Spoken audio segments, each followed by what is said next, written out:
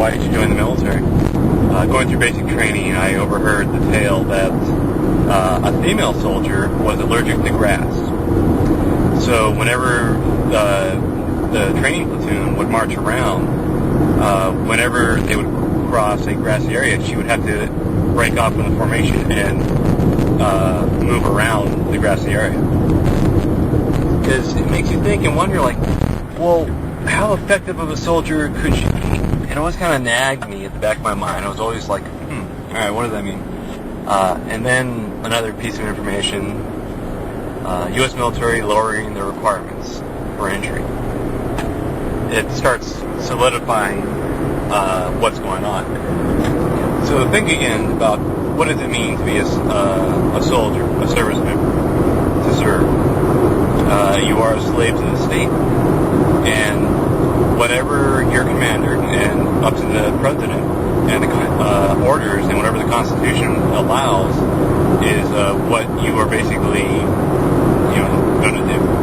So it doesn't matter what it is, where it is, with who it is. You could be involved in all manner of things. Joining the Army, I was misled. I'm not so much misled, but I guess I misled myself and duped myself into thinking that, okay, this is a long-standing military.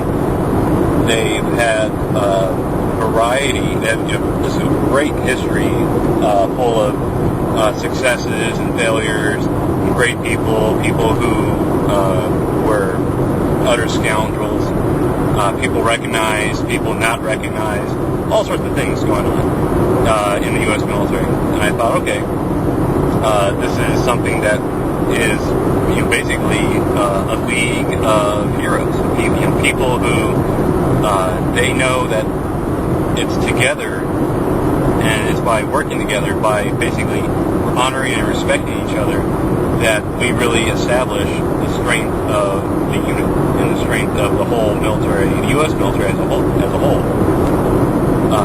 And it just seems so strange to me that me and several other males, recruits, the first days of not even basic training, but in processing, we're walking around and say, okay, you go to point A, point B, point C, point D. So the next point was to go to this, room where you can get your ID card made. I walk in and I see a guy doing push-ups. There's a PFC female standing behind the desk, and the guy before her, she asked what he was there for, and he said, I'm here to get an ID card. She said something to the effect of, you're here to get an ID card, PFC, points at her lapel, and says, go do push-ups to the guy. And the thing is, that's what she said. I didn't pick up on that, because like any new person at a new training site, you're lost. You're totally confused. You have no idea what's going on until somebody says you need to do something. The idea that we were supposed, that there was other ranks other than drill sergeant or sergeant was just barely dawning on us. And really, it just didn't seem to matter. I walk up to the desk, say, I'm here to get an ID card. She said, ID card, PFC, go do push-ups. I go do push-ups. Why? Because she said to. And frankly, who was I to backtalk? I had no idea who this person was, why she was having people do push-ups. I was just there to get an ID card. Drill sergeant walks in, asks me, why are you doing push-ups? I said, I have no idea, drill sergeant. He goes up and talks to this other guy. That guy kind of gave him a little bit of lip. So the drill sergeant spent time talking to that guy. What it all means is that the military looks at you not so much as an individual, but as what skills do you have. And this is just, MOS, your job. What are you trained for? It's a weird way to just think of yourself, but how some people describe the military as basically, either a prison, but more like a corporation.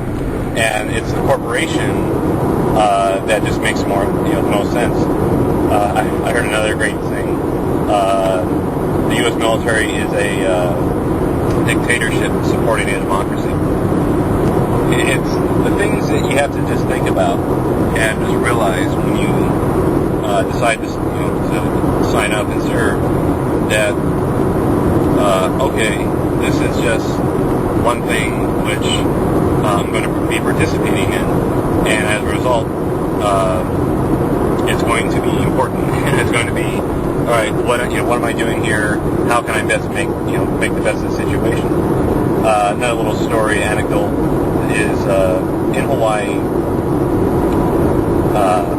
Some of the things I hear regularly when I was stationed in Hawaii, some of the things I hear mentioned regularly was, oh, there's a lack of respect in this unit, because we were a garrison unit.